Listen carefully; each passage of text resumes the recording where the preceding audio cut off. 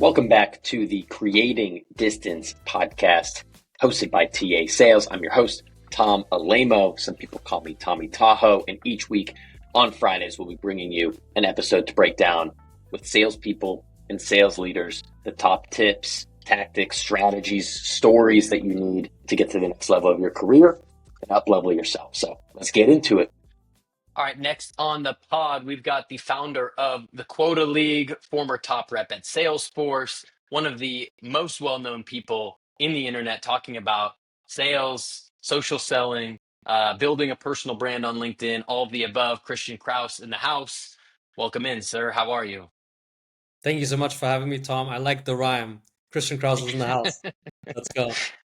Believe it or not, that was not pre-planned. It just kind of happened. So here we are. Uh, got you as a recurring guest. I think the last time we chatted on in this medium was maybe three plus years ago. So a lot has changed for both of us. I feel like going from the corporate AE world to trying to build a business and all of the ups and downs that come with that. So yeah, man, general catch up before we get into all the LinkedIn and into the tactics.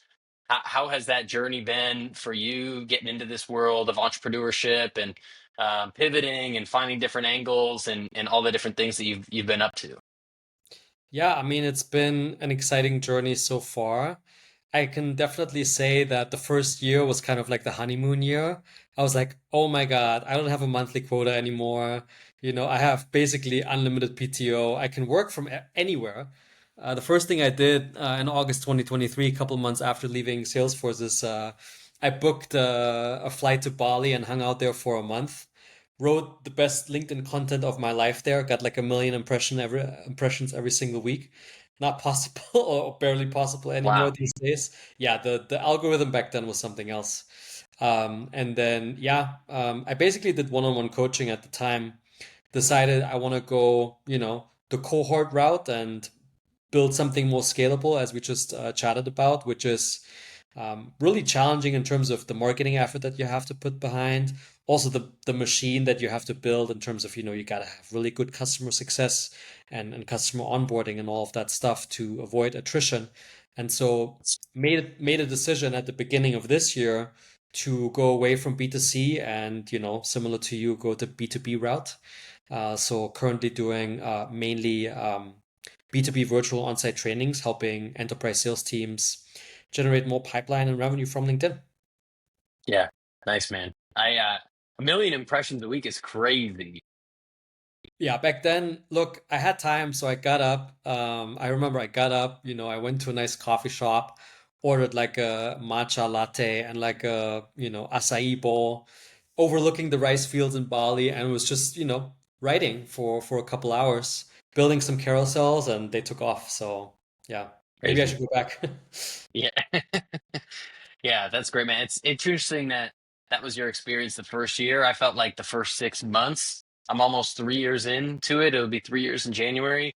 The first 6 months were not terrible, but they were the hardest for me. I felt like the first month was the easiest. I closed a couple big deals, said this is why did I not leave Gong sooner? This is the easiest thing ever. And then sold literally nothing, not even close the next 2 months and was freaking out about leaving the W-2 and all this type of stuff. And felt like it started to balance out a little bit after 6 to 9 months, but I found the transition to be quite hard. And now 3 years in, it's like I couldn't see myself ever going back. Yeah, I mean, once you taste the freedom, it's hard to go back, right? Yeah. And I think there's some people out there who, they could instantly build something great if they decided to leave the corporate world because they have the skill set and they have the brand, but they probably know that they're not going to go back.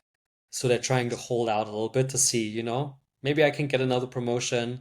Maybe I can get, a couple more years of learning under my belt. Mm. As long as you learn, as long as you either earn or learn, right? Yeah, totally. Yeah. So. So I want to get into some tactical things around LinkedIn, social selling, things like that. First, I want to start on brand because I feel like that is oftentimes the foundation to having more success. Now, you don't have to have a huge brand like Christian in order to social sell and do it well, but it definitely makes it easier. You DM someone, they're more likely to recognize your face than someone that has 10 connections on LinkedIn right now. So I'd be curious, just like foundation setting for someone that, you know, most AEs or SDRs are going to use LinkedIn. They're going to, use it for prospecting, building some lists, commenting when their friend gets a new job, things like that, but are not actively probably thinking about their own profile, commenting, anything like that. So can you just walk through a little bit, like what do you think about a personal brand if someone was starting from scratch? Yeah. So I think the where I typically start with people that I coach, clients that I coach, or even prospects that I'm trying to not persuade but actually educate about social selling, right? Is to actually think about how do buyers make decisions in 2025 versus maybe 10 years ago. And we see this trend that they go through a larger and larger percentage of their buying journey, their decision making process, without ever speaking to sales, right? Used to be 80%, now it's like 90%. And so basically, buyers actually don't want to speak to sales teams because usually, it's not a great experience. They submit their email information somewhere or their phone number, and then they have maybe a junior SDR person cold calling them 10 times a day. I'm trying to draw a dramatic picture here, basically. So they prefer doing their own research, right? So they go on LinkedIn and they follow, what are the thought leaders saying, right? What is Tom saying? What is Christian saying? What are my peers saying, right? So chief revenue officers, they look towards other chief revenue officers, like what are they using, right? So LinkedIn has become this place where, according to the data, 75%, so 3 out of 4 buyers, they will go to LinkedIn to basically explore vendors and Hmm. follow thought leaders. And they do that in the process of shortlisting, right? So when you decide, hey, I'm gonna buy, an AI powered dialer, you start with making a shortlist because those are the vendors that you're actually gonna reach out to in the end or go through an actual sales cycle. And so it has to be your goal as a sales organization to end up on that shortlist because otherwise you lost the deal without even competing for it, right? Without Yeah. even having the chance to do a discovery or a demo or send a proposal. And so that's why brand is important from a B2B point of view, but also, of course, B2C. If you're an individual contributor, you want to get into that target account. If you're competing against, 3 other vendors and their reps are posting on LinkedIn, you're instantly at a disadvantage. Mhm. Yeah, I absolutely agree. And how do you, what would you say to someone that, I feel like when we both started posting on LinkedIn, it was, probably late 2010s or 2019, 2020, before a lot of people were. And now it feels like in the world of LinkedIn, you go on and percentage wise, like there's just so much out there now. And so I feel like that can be a barrier to some and say, no one cares about what I have to say about things. Everyone's already talking about the same stuff. Like, why would I start? Christian's got 100,000 people on LinkedIn Yeah. following him. I'm never going to catch him. Um, what would you say to them, or how do you think about that comparatively? Because you're still posting every day, and there's a lot of other people that do sales training and coaching and programs and things like that. That you're, putting your content in the universe with as well. So just how do you think about kind of like that competitive aspect or the barriers? Yeah. So the first thing that I want to say about followers, right, being a vanity metric, it is a metric. Actually, what followers describes is effectiveness of your brand building over time. And so you were just saying it, right? I started in March 2020 posting. So I have 5.5 years under my belt. So that 100,000 followers is a function of me being consistent over the course of 5 years. And so if you're going to start on LinkedIn, this is not a quick fix, right? If you're behind on your Q4 pipeline or your target for 2025, social selling is not going to save your quota within the next 10 weeks. Sorry, I'll rephrase. Personal branding and content isn't going to fix Yeah. that. There are social selling techniques such as video prospecting, for example, which Yeah. can, generate pipeline very quickly, but the whole brand building piece, that's a long-term effort. And Yeah. so followers is a measurement over time. It's not a snapshot. What's a much better snapshot of your current personal branding effectiveness, your visibility, is profile views, right? And I would even add to that, it's profile views from your ICPs.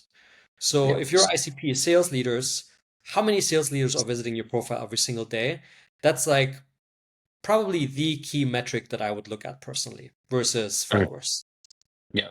Interesting. Okay. So, um, let's say someone's, the team's bought in. All right, we're going to build out our brands. We're treating this as a long game.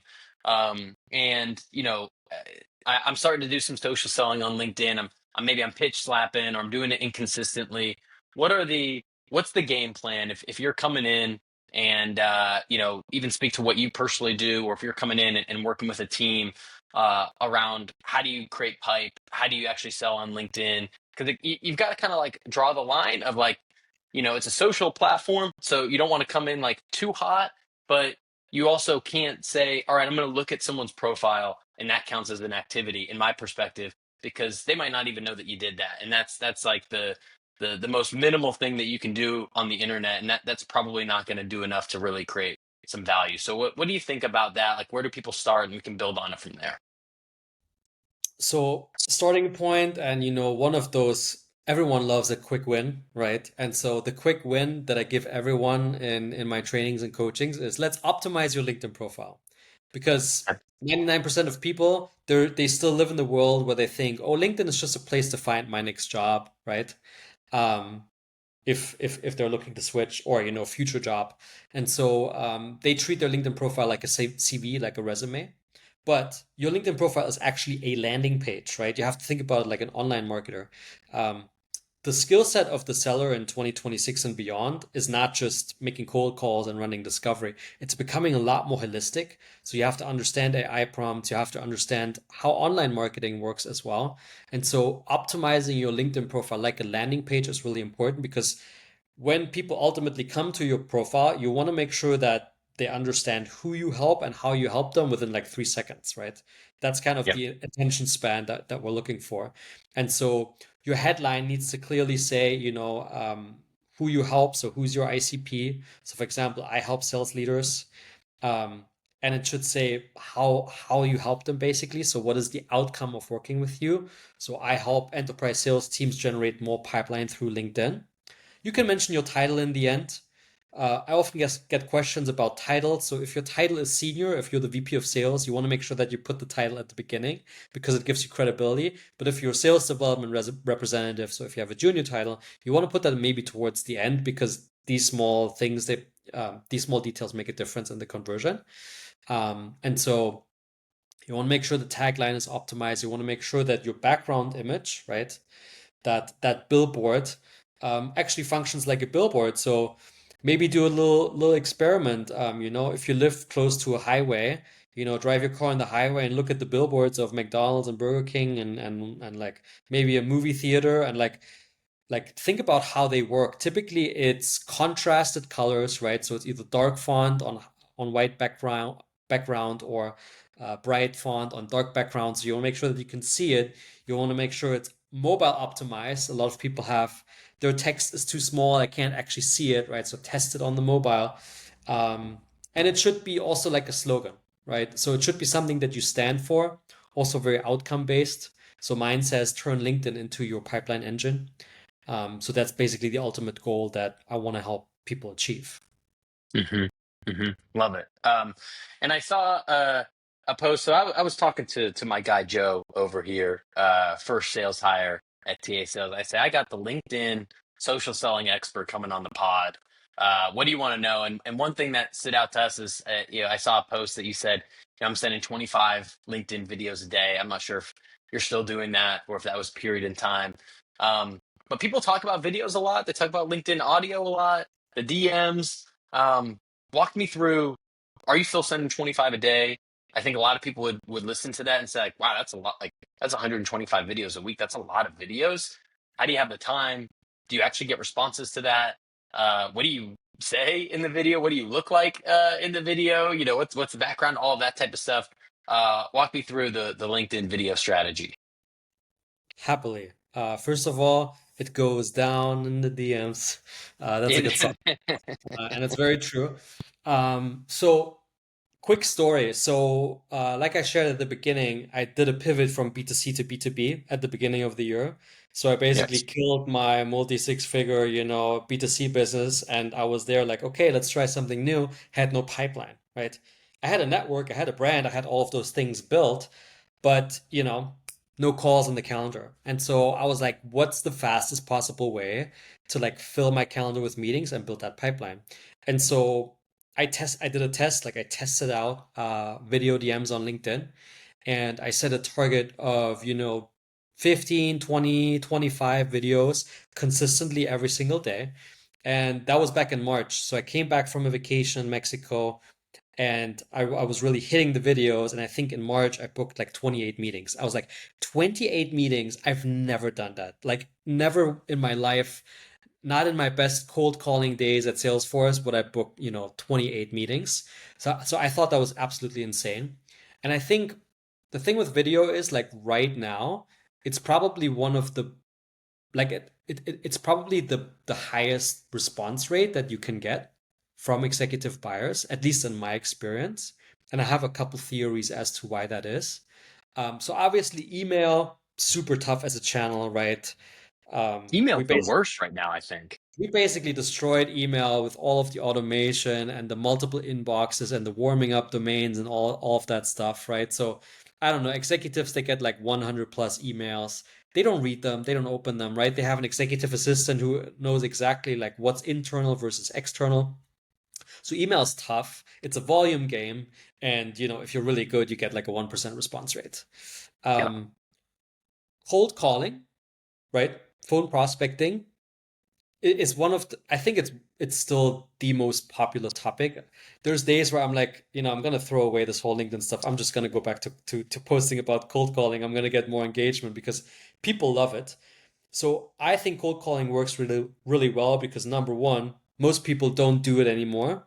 They hide behind, you know, async outreach. Yeah. If you think about it, cold calling or calling is the only uh, way of reaching out that's not async. It's actually synchronous. So you call the same moment someone picks up, you have a real time conversation. You can have a real time conversation in the M's, but it's different, right? So a Yeah. lot of people are afraid of making phone calls, and that's why already less competition, right? Yeah. However, however, and I think this is where the regions, the geographies, we now tend to see like differences. I think in Europe, the pickup rates are getting worse and worse every single year, and I think it's because we've also broken trust on the phone channel. I live in Spain, and I get like 5 unsolicited cold calls from like telemarketers every single day. I don't pick up the phone. Like, if Yeah. you're not already in my iPhone contacts, I will not pick up the phone, right? Yeah. And Apple came out with the call screening feature. I know it's not globally rolled out, but I think this is where the trend is going, is like we're going to be more and more protective over our phones. Hmm. And not, if you're a stranger to me, you can't just call me and interrupt me, and so what I'm seeing is phone still very effective, but not top of the funnel, not the first touch point, right? So for me, the first touch point is LinkedIn because I can build trust at scale with my content. I can warm people up through likes, meaningful comments, DMs. So let's now talk about the video. Sorry, I did Yeah. this like big, No, now we're I'm getting to the I'm point.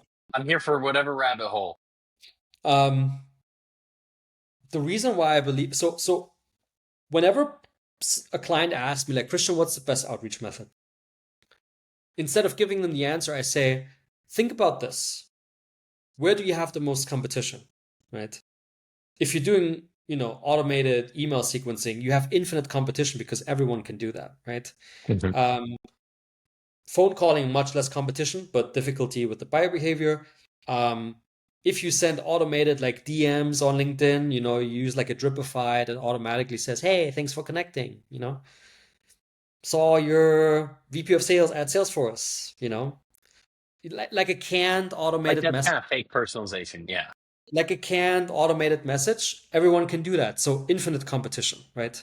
Now think about this. How many people are actually going for a walk for an hour and a half outside every day and sending highly personalized video messages to their prospects. Almost nobody does that. And so automatically very little competition. And so let's talk about why video works. I already gave away sort of the first point. It's a pattern interrupt. When you ask an executive, how many personalized video DMs did you receive, on LinkedIn this month? They'll say zero, or maybe they'll say one, right? That was probably me, or maybe someone else, maybe Morgan, right, or Darren. Like, there's a very few people who do this. That's why it's a pattern interrupt. Number one. Number two, we live in a world of distrust, right? I think that's a huge thing. Like, trust in B2B sales is like, it's gonna become such a huge buzzword because you don't know what's AI, you don't know what's real versus what's fake, you don't know what's automated versus a real person. And so showing on a video that you are actually a real person creates an insane amount of trust. And if you think about how human psychology works, 87% of communication is nonverbal. It's not what you say, but how you say it. So your facial expression, your body language, your voice and intonation, all of, like, your prospects can process so many data points about you that they never could through an email, right? Or through a text-based message. And so you can really accelerate trust through video. That's number two. So what do we have? Pattern interrupt, speed to trust. There's a third one. Man, forget my own shit. Well, I think the third one is basically the level of content and like the level of relevance and personalization that you can actually put in a video. So on average, my recommendation is always to keep videos under 60 seconds because otherwise you lose them. And so, at least with my pacing, some people speak faster. I tend to speak relatively slow, at least listening to myself. I sound slow. With my pacing, I can fit 175 words into my video script. So it gives me more space than a cold email, so I can actually fit in deeper research, right? Without having to like edit for hours to like cut out all the fluff. Like, I can have a little fluff, I can make a joke. I can like say, hey, congrats on your new role, or hey, I saw that post about XYZ. Like, I can build a little bit of rapport at the beginning of the video and still get like my problem statement in and my value prop and my call to action. Interesting. So you surprised me when you said the word script or like knowing that it's 175 words. So are you more or less writing, an email or some sort of like script, maybe not reading off of it, but more or less like going through that? Or are you free flowing, you're on a walk, you're 20 people and you're opening up the phone and I see, all right, I'm gonna send one to Christian. I see he's the VP of sales at Salesforce. He's hiring people, whatever the situation is that I see as my signal. And then I'm just like letting it rip for 60 seconds. Yeah. Yeah, it's a very good idea. I've tested different approaches. So in March, when I did the 28 meetings, what I did is basically I built a script in the sense that I wanted to know. So let's talk about the video script, at least in the sense, at least in my school. So you have an opener, right? A personalized opener where you refer to either something personal about them, like a promotion or a recent post that they've made, or you refer to something that they write in their LinkedIn About section or in their experience section. And you can also refer to like, a trigger from your research or multiple triggers from your research. So basically the opener is like quite casual. So for me, it's typically something like, hey, Tom, thanks so much for connecting on LinkedIn. I remember back in the days when we recorded our first podcast. Oh man, time has flown. Anyways, the reason why I'm reaching out. So I spent like 15, 20 seconds on something, on a piece of personalization. And then I would say the following 30 seconds, I'm focused on a problem statement, a persona specific problem statement where I highlight, a pain point or a challenge. And that one is like, I've A/B tested different ones, but that one is like pretty standard. You know, it's always something along the lines of, look, speaking to a lot of sales leaders, they're telling me that it's harder than ever to generate pipeline from, cold outbound, such as cold calling and cold emailing. And LinkedIn is actually becoming the number one channel for pipeline generation because 75% of B2B buyers, they actually start shortlisting their vendors on LinkedIn. But most sales organizations do not have, a process or a system for LinkedIn and social selling. So that would be, a version of my problem statement. It comes out in slightly different ways every single time. I don't read it off, like I don't use a teleprompter or anything like this. You could, but for me, it's also important that it flows naturally and that it sounds naturally. And I feel like if I was reading it off, it would be kind of obvious.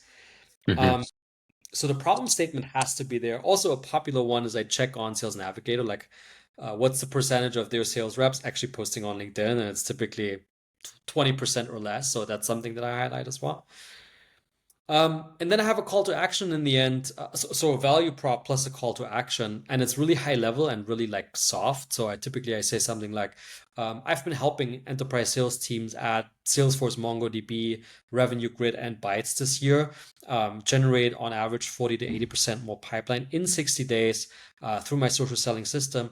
If that could be interesting for your sales team in 2026, let's have a chat. Cheers. Like really not a big hook in the end or something like that. Hmm. So that's basically the script, right? Because I also try to make it tangible for people, because a lot of people, like, for them to adopt video is like me being an SDR my first day trying to pick up the phone. It's like, oh my God, this is like way outside my comfort zone. Yeah. So I try to make it tactical for folks that they can, I even give people prompts so that they can basically paste the company page, paste the profile, and like generate a script just as a starting point, right? Yep. So, okay, when I think about that month of you booking 28 meetings and just overall consistency of success, so I think the script and like your message and all that type of stuff is one element of it. I think another element of it is the consistency piece. So like I don't want to rush over the fact that you said every single day you're sending 15, 20, 25 in that time period, right? So like I doubt that there's anyone listening to this podcast. You know, if you do 20 a day times 20 days in a month, 20 working days in a month, that's 400 videos. I doubt that anyone listening to this has probably even sent 400 LinkedIn videos in their entire sales career. Yeah, Not that nobody has, but it's very unlikely that a lot of people listening to this have. So I think yeah. the volume is key and the consistency. And then I think the last piece that I want to get into is like, okay, you send a video, um, are you typing anything with that, or are you just dropping it into our DM? So like all I see is a thumbnail of your face on a walk, or are you giving a little note? Are you following up afterwards? Are you sending another video afterwards? Because on LinkedIn, obviously, you can just see the content. Like if you send 6 messages there, like it starts to look kind of bad compared to if you made 6 cold calls. There's not like a visual of like all of your failed attempts right in front of the prospect. So how do you do the follow up process off a LinkedIn video? Very good. Okay. So before before I talk about the follow-up process, I want to say that I had zero pipeline in March, so I had time, right? I had no discovery calls in the calendar. I had no clients to fulfill, so I like really dedicated my focus. But I would do like it would take me an hour and a half, right? So I would build a list. I always try to separate the preparation from the execution. So I would build my list, do a little bit of research, 5 bullet points each prospect, and then put all of that in my iPhone notes or my Apple notes, and then go for a walk and then like riff it off. And then later when I'm back, I just basically record them on the camera roll. And later when I'm back on Wi-Fi, I upload all of them. So that being said, um, if you're an SDR and you're doing decent, right? You're not, you have your system in place where you know when and how to send your emails and do your calls. I wouldn't say like basically ditch like everything that you're doing and just do the videos. I would say like try to add that to your prospecting mix, right? Hmm. Because there's a time and a place for these videos. But that being said, so the thing with video is, yes, it's async, but if you send it and they're in a meeting, they're not gonna play the video out loud to watch it like in a meeting, right? but Yeah. they're not gonna put like earphones in and like listen to it unless it's like a Zoom meeting and they can turn the camera off. But the thing with video is like they need to take time and space to watch the video. And so that's why it's always important to bump the video. So 24 hours later, I'm sending, hey Tom, any thoughts on my last video? That easily doubles like the response rates, right? So if we say like maybe we get 10% response rate on the initial video, like that'll get me to 20%, basically. Just that bump. Very Hmm. short, very simple, that's all it takes. And then if I still don't hear back, typically what I do is then I try to either go pick up the phone. And when I do pick up the phone, and when they do pick up, my experience is that they actually did watch my video. A surprise! And so the call is actually not that cold. Like they've actually seen already like my trigger, my problem statement. Like, and so basically It's in there. I'm starting the cold call like very differently. It's like not, hey, how'd you get my number? Who are you? Where are you calling from? It's like they'll have all of this information already. Um, and so yeah, I find that having sent the video first before making phone calls actually highly increases the positive conversion on my phone prospecting as well. Mm. Yeah. Yeah, yeah, I agree. And even if you said, "Hey, I'm the guy that sent you, a LinkedIn video. Did you see it?" Like that's a decent enough opener to like get your foot in the door. Like, no, I didn't see your video, but like, well, I don't know, what'd you send me? That's better than a lot of the other Oh, openers that folks might have. To at least get your foot in the door in that call. I just remembered the third point why video works that I forgot Yeah, earlier. It's the yeah, reciprocity. It's the okay, reciprocity. It's the fact that you actually took the time and the effort to record a video that that makes a lot of people like, okay, like this kid deserves a response, like yeah, and that's what I see a lot from like top sales leaders. They're like, thank you so much for the video, and like, oh my God, like I wish my team was doing this, like in a sense, they feel flattered that you send them a video, that you put yourself yeah, out. So that one yeah. just Well, I think that goes back to I think you were framing it as like most competitive channels, but I think the competition is a direct correlation to how easy is the channel to use and to automate. exactly. And so like I don't if someone sends me a bland generic email, in my mind I owe them zero. Like I don't owe you anything to respond to you on that. If someone Yes. has the courage to pick up the phone and I happen to answer it, I'll hear their pitch. I might not take a meeting, but I'll at least hear them out. If someone comes through a mutual connection or something that's warm, like I'm definitely gonna hear them out, right? If someone says, "Hey, I was talking to Christian, he told me to reach out to you," out of nothing more than just respect for knowing you and our relationship, I'm gonna hear that person out. If someone puts in effort, we're sending donuts to people's offices sometimes. We're doing some funky stuff over here, really just for that of like trying to break through the noise and also trying to be like, "Hey, look, we were the people that we were the guys that did A, B, and C, or we got on a plane and we visited you down in Austin, Texas, and stopped by your office. Like we at least deserve a follow up. We did, like so. I think there's these things of doing things that don't scale, and yes, there is actually a way to do AI video that you could say the same video and it'll just change the name of the person. You can send out 1,000 of them. Um, and I think to some extent that may work. I haven't really experimented with it, but I'm a strong believer in if you're a team and especially if you're selling larger deals or you're selling something that you really it is challenging to break through the door and it's not super transactional. I do think that little bit of effort in a world of increased automation does really stand out to people and Yeah. is a great way of building trust, which brings us kind of full circle to where you started on the LinkedIn journey. Yeah. And I mean, there's some first movers adopting this. So I'm working with a client, which is an IT consultancy in the UK. They just hired a new business team of 25 reps. We did an on-site training in London, and they told me, yeah, like we're actually setting up a video booth in the office. Like they're actually setting up a room where there's like good lighting, a good camera. Like they're actually also enabling and empowering their reps to do it. And I was like, oh my God, like you guys are actually next level. They even talked about hiring like a dedicated video trainer. So I think we'll see a new strain of, sales trainers coming out. That's like just, there's cold call trainers out there, but I Totally. don't know how many video prospecting trainers are out there. So maybe an opportunity to jump on. Yeah, I think to your point, there will be a way probably at some point to do this with AI. We'll see. If that Yeah. happens, then we're back to in-person only or referrals only, something like that. Yeah. Interesting. Anything on the flip side of like serious things to avoid when it comes to anything related to LinkedIn, building a brand, outreach, could be video, anything else that stands out as if, going back to the team that maybe is taking their first steps that you see on there that's just like, please do not do this.